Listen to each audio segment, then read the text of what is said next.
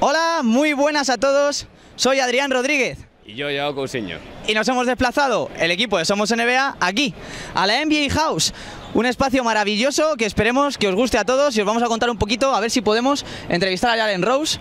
Así que vamos para adentro. En la NBA House de Madrid pudimos probar en exclusiva el nuevo NBA 2K15, echar unos tiritos en las máquinas de recreativos de Foot Locker y hacernos esa tan preciada foto con el trofeo Larry O'Brien. Pero lo mejor estaba por llegar. We're here with Jalen Rose, a legend of NBA House that is here, and he has kindly agreed to an interview with us, with SomosNBA. As a member of the Fab Five, how do you see the first step for a future NBA player? I mean, do you think that the D-League is going to improve and get the place of the NCAA, Europe? What do you think? I think that process is a long way away. I think the best way to get into the professional ranks and be experienced and be as seasoned as you can be and play on an elite level is to go to college.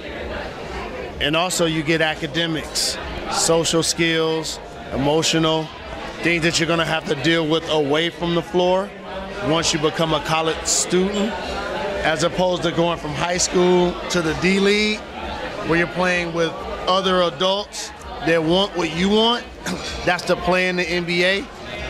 So I like the transition of high school, college, professional. Now, I think the rules should be, if you sign your letter of intent, you should go for 2 years in college. But you should be eligible after high school to enter the draft or the D-League or go overseas.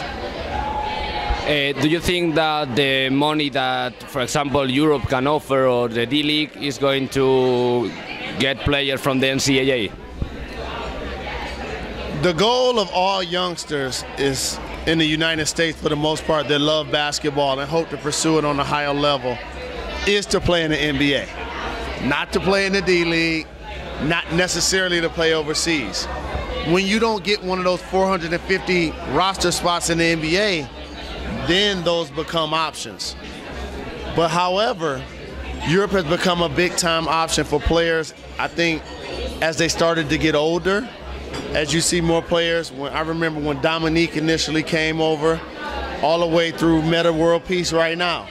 So I think it's going to be more so as players start to get older, they'll consider Europe.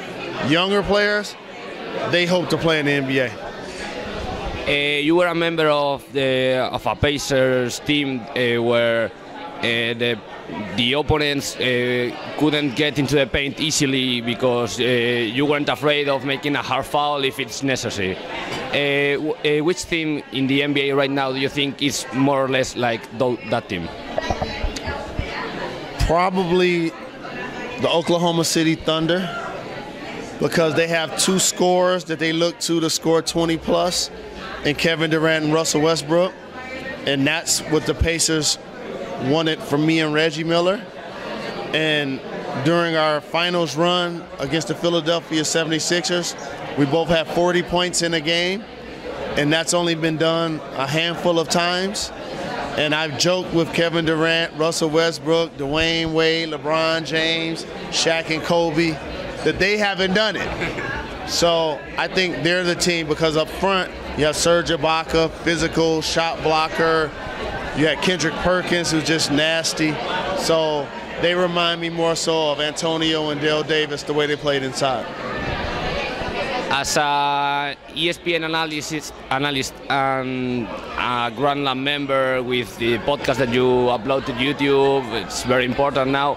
How do you see, what's the big difference between being an NBA star and an ESPN analyst right now? Playing is always the most fun. The next best thing is what I do. And so it really helped my transition to keep me close to the game. I still love the game. It allows me to follow the players, follow the teams, know who's hot, know who's not, make predictions, be on national television with ABC and ESPN. Also do my podcast with David Jacoby. So I'm having a lot of fun, and multimedia, radio, TV, film was my major in college. So I'm one of the people that's fortunate enough to work in this major. As Steve Kerr, do you see that you can be a head coach in the near future? Maybe. It's something, I have a few NBA goals to be part of a minority ownership with the Detroit Pistons, possibly be a president or a general manager of a team, and actually possibly be a college coach. I know that's going to get me a lot more gray hairs, but I like to deal with young men at that age because they're really impressionable and they're still developing. So those are a couple of things that probably over the next few years I may be considering. Do you have any team in mind? I don't have any team in mind. You know, programs continue to evolve, coaches come and go. Just somewhere that I think that I can influence in a positive way. Now that we are in the FIBA World Cup in Spain and we are in the final 2 days, what can change in the FIBA membership for attract more USA people? I mean, there's no expectancy there. I think it's good to have multiple players get an opportunity to play. Like the older players have had their turn. Kobe Bryant, LeBron James, Dwayne Wade, they've had their turn. I like to see Steph Curry, Kyrie Irving, Kenneth Faried, Klay Thompson. I like to see the young players get an opportunity to participate. So I think turnover is good, but also most of those players have already participated. For ending right now, what's the point of your career that you are most proud about? The most proud is being able to buy a house for my mom. So that's probably making it to the NBA, getting drafted, wearing a red and white suit, and being able to chase my dream of playing 13 years in the NBA. Thank you. Thank you. Appreciate it. Good job. Bueno, pues esto es todo lo que hemos podido ver, observar y disfrutar en la NBA House de Callao, aquí en Madrid, con la entrevista de Yago, nuestro compañero, a Jalen Rose, que espero que os haya gustado mucho. Y ya sabéis, nos vemos en el próximo vídeo de SomosNBA. Ahí estamos.